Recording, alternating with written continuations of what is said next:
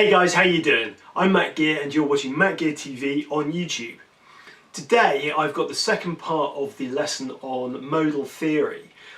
Previously what we've done is we've looked at all the 7 diatonic scale shapes. So we've gone through those, 3 notes per string. We've looked at a couple of different ways that we can join those together.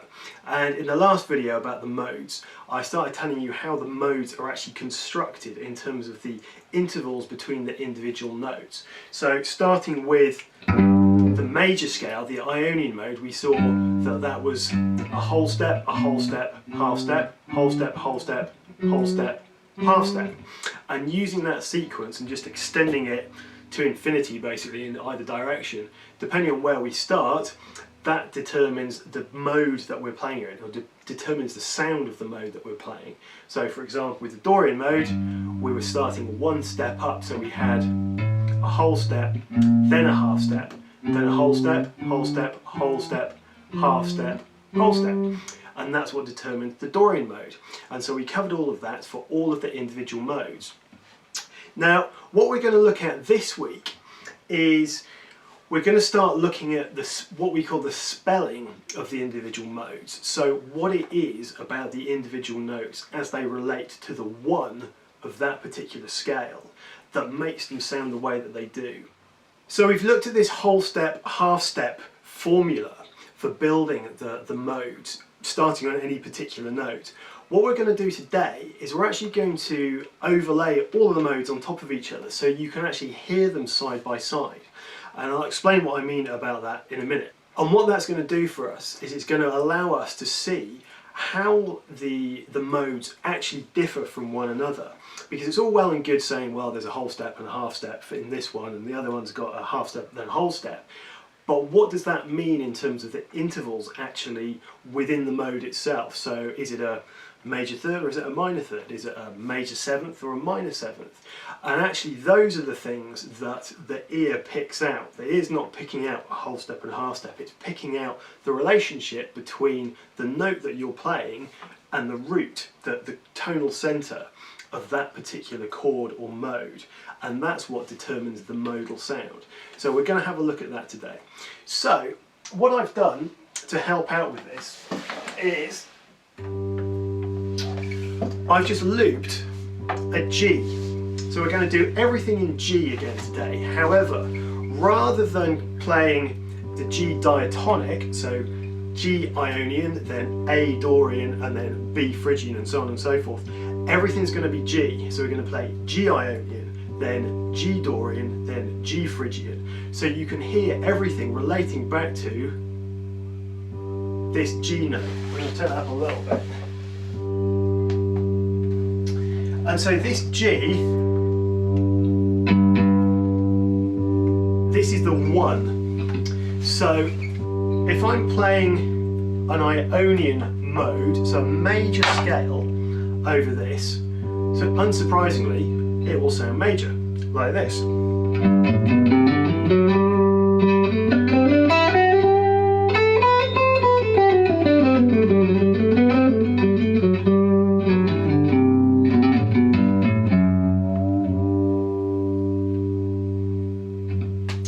Now what makes that major is the fact that we've got the 1, the 2, and that 3, that's a major third, perfect 4th, perfect 5th, major 6th, major 7th, and there's the octave. And these intervals all relate back to the start point, which is the 1 here. Now, I'm just going to stop that for a second, because it's going to get really annoying.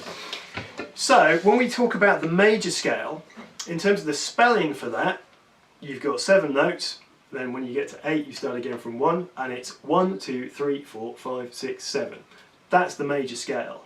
And so the 2 is a major 2, we don't need to say it's a major 2 because 1, 2, 3, 4, 5, 6, 7 is the major scale, and everything relates to that. So when we start talking about the other modes, and we're saying there's a flat 3 or there's a sharp 4, it's a sharp 4 in relation to the 4 that you get in the major scale. Okay, so if that's the 1, that's the 3 in a major scale, then that's a flat 3. Now, if the if the intervallic concepts here are a little bit confusing to you, just bear with it for the time being, because I'm going to do another lesson in the future about intervallic theory, and we're going to go through all the intervals. But for now, for today, just take my word for it if you can. So I'm going to put the track back on again, and what I'm going to do is I'm just going to go through each of the modes one at a time, always starting and finishing on the G, so you can hear what they sound like side by side. When you play them up and down the neck, so you play G Ionian and then A Dorian, B Phrygian, you still kind of come back to the fact that actually you're playing G diatonic, because you're hearing that as the root. So even when I start here,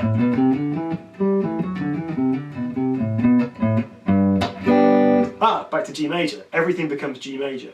So by playing in parallel this way, so I'm going to play G Ionian, then G Dorian, then G Phrygian, G Lydian, G Mixolydian, G Aeolian and G Locrian, they're all G, and you can hear the change as we go from one mode to the next. So I'm going to pop this very exciting backing track back on, and I'm just going to play these modes one at a time, and I'm going to stop and I'm going to tell you when I'm changing. So to start off with, we're going to go for Ionian. So the first major scale, the Ionian mode.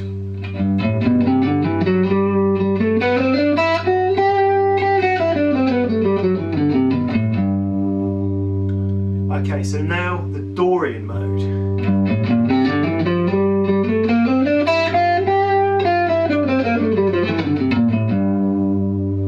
Now Phrygian.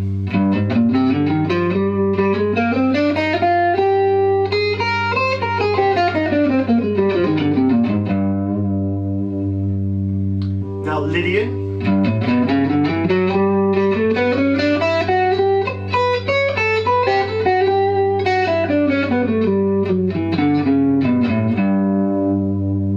Now Mixolydian.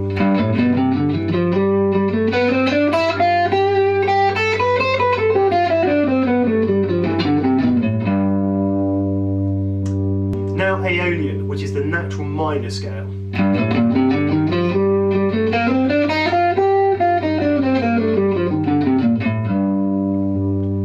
And finally, Locrian.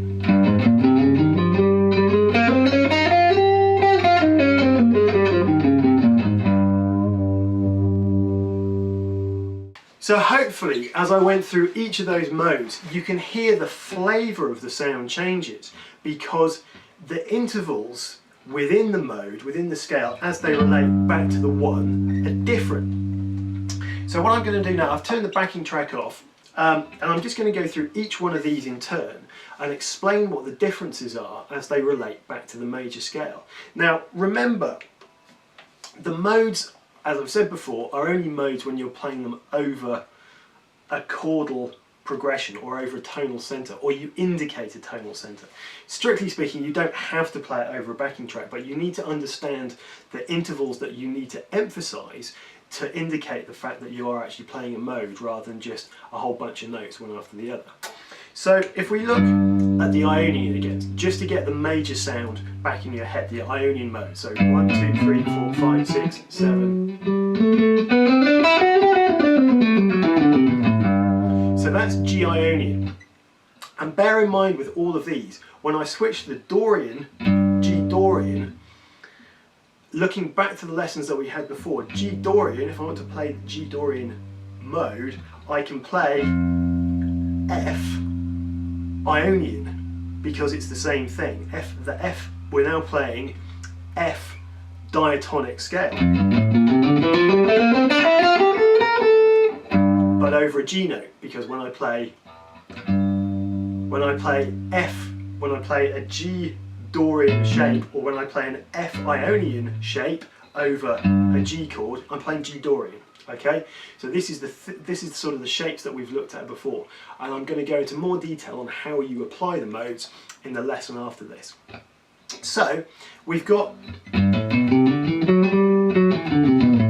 just going to play it over one octave to make it a little bit easier. So that's G Ionian. We've got a major third, perfect fourth, perfect fifth, major sixth, major seventh, and there's the octave. Obviously they've all got the octave in. Now when we switch to Dorian, G Dorian, again starting on G so that we can hear, that's the root note, that's always going to be the root note. We've got a major second, but we've got a flat 3 compared to the Ionian mode. So we can hear it's minor, so this is a minor mode. We've got a perfect 4th, perfect 5th, we've got a major 6th, but a flat 7 back to the octave. So that's the major 7, and that's the major 6th, but flat 7, major 6th. So that's the Dorian flavour, and the Dorian then, the spelling of that is 1, 2, flat 3, 4, 5, 6, flat 7, and then back to the 1 at the top. Now, just as a point of interest, obviously we're comparing everything back to the Ionian mode, but we can also compare individual modes together as well. So I'm just going to skip ahead a couple of steps here, because if we look at the Aeolian mode, the natural minor, it looks like this. So we've got a 1, a 2, flat 3, 4, 5, flat 6, flat 7, back to 1. And that's the natural minor, Aeolian mode. And all of these are the shapes that we've looked at before, so you know all these shapes already. If you're not familiar with the shapes that I'm talking about, do go back and have a look at the 7 shape lessons that I've put up previously. So, going back to this shape though, if we compare the Aeolian with the Dorian, there's only one note difference, because the Dorian mode has got a major 6th, whereas the Aeolian mode has got a minor 6th. So the interesting thing about the Dorian mode is that note, it's the major 6th. So it's got a slightly brighter sound than the Aeolian mode, which is minor 3rd, minor 6th, minor 7. Okay? So moving on to the Phrygian. So this has got a really interesting start, because we've got a minor 2, a minor 3, 4, 5, minor 6, minor 7, and then octave. So compared to the Ionian mode, compared to the major scale, it's 1, flat 2, flat 3, 4, 5, flat 6, flat 7. And that's the spelling of the Phrygian mode. And I'm going to put all of these spellings below. Now, as we did with the Dorian scale, we can compare this to the Aeolian mode, because it's very, very similar. There's only one note difference. So with the Aeolian, 1, 2, flat 3. Everything else is the same with the Phrygian, but it's that note in the Phrygian, the flat 2, that gives it its distinctive sound. So it's 1, flat 2, flat 3.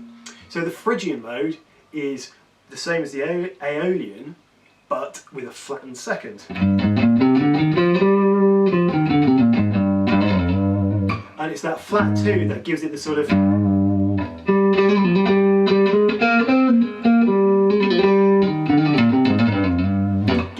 of Spanish flavour.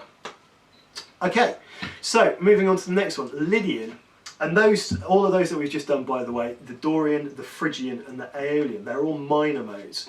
So actually let's finish up with the minor modes. We're going to look at Locrian. So Locrian, this is really strange. So this actually starts off like the Phrygian, so 1, flat 2, flat 3, 4, but we've got a flat 5, a flat 6, a flat 7, and then back to 1. So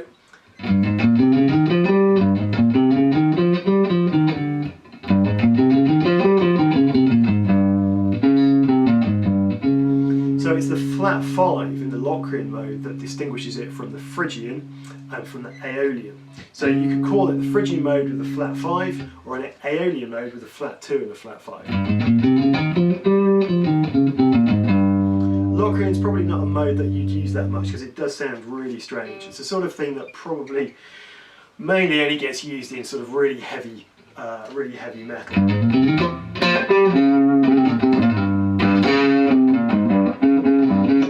that flat 5.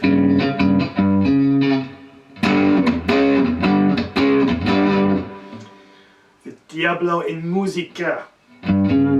Flat 5 is quite an odd sounding interval. So moving on to back into the major mode, so we've done Ionian, then we looked at Dorian, we've done the minor modes, we've done Phrygian. Next one up, fourth mode, is Lydian. So first 3 notes, same as the Ionian mode, so same as the major scale, but it's the fourth that's different. So I'm just going to play the Ionian mode one more time. Now Lydian. So I lent on the note there that's a little bit different, and that is the sharp 4. So we've got 1, 2, 3 as per the Ionian mode, and then a sharp 4.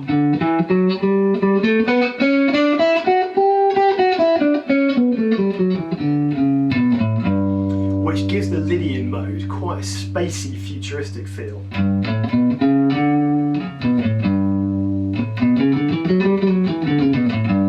So the spelling of the Lydian mode is 1, 2, 3, sharp 4, 5, 6, 7. And it's a major mode because it's got a major third. As is the next one up, which is the Mixolydian mode, which sounds like this.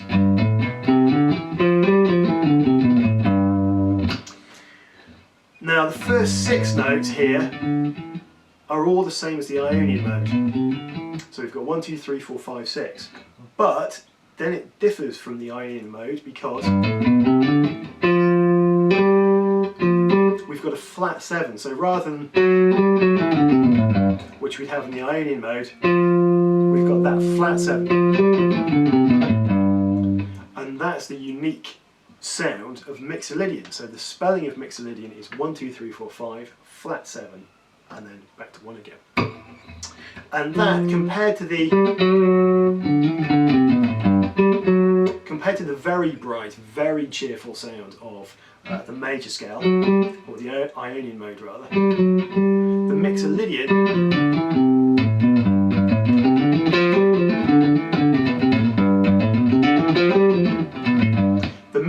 mode is a little bit more laid back, but still major, still a happy sounding mode if you like. So that's covered all of them, and as I said, I'm going to put the spellings below, so they're all 1, 2, 3, 4, 5, 6, 7, but then with flats and sharps in, indicating how the notes change and how the intervals change when you relate them back to the major scale, i.e. the Ionian mode. So that's all for today. What I suggest you do is actually practice all of these modes in parallel, so in one position. Because what that'll do, if you've got a looper, so much the better. Just loop a single G note. Don't play a G major or a G minor, because as some of the modes are major and some are minor, only some of them will work over a major chord and only some of them will work over a minor chord. So if you just play a G, put the octave in if you like, and just loop that, then you can play all of the modes or in G over that note.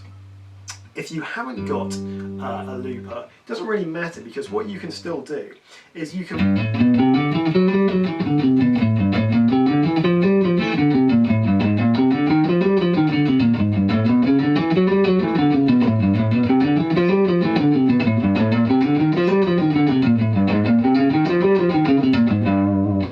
still run them like that, always going back to G. So I'm going